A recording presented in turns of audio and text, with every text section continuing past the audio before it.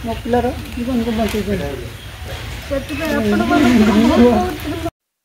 दीर्घ समयर कसरत पर एक स्टील गगरा भितर पशि जाइथिबा शिशुर मुंडकू अग्निशम विभाग कर्मचारी माने सुरक्षित भावे बाहर करिसेंती। तेणु सही शिशुर बापा माँ खुशी रे कांदी पकाइबा सह अग्निशम विभाग कर्मचारी को धन्यवाद जणाइछंती। डस्टबिन गाड़ी माने जिनसरा किनिना आगे रखिछि एरी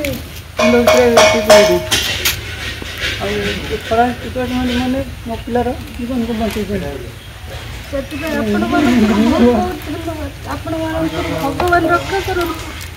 सूचना अनुसार मालकानगिरी जिला करुकुंडा ब्लॉक सदर महकुमा अंचल प्रदीप विश्वास एक नुआ स्टील गगरा बजाररू किणी आनिथिले। आउ ताहाकू घरे रखिथिबा बेले तांको 3 वर्षर पुओ तन्मय सही गगरा सहित खेलिबाकू जाई मुंडरे गगराटीकू पुराई देइथिले। यह देखि परिवार लोक माने अनेक चेष्टा करिथिले मध्य गगराटीकू मुंडरू बाहर करि पारि नथिले।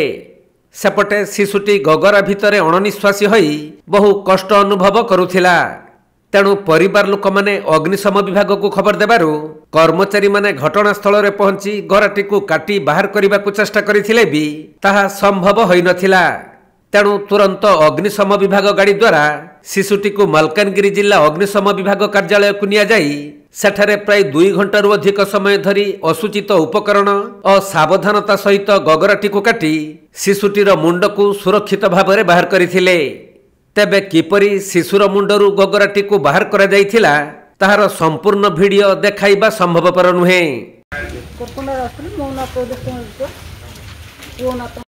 मालकानगिरी संतोष कुमार पंडा रिपोर्ट कोणार्क लाइव।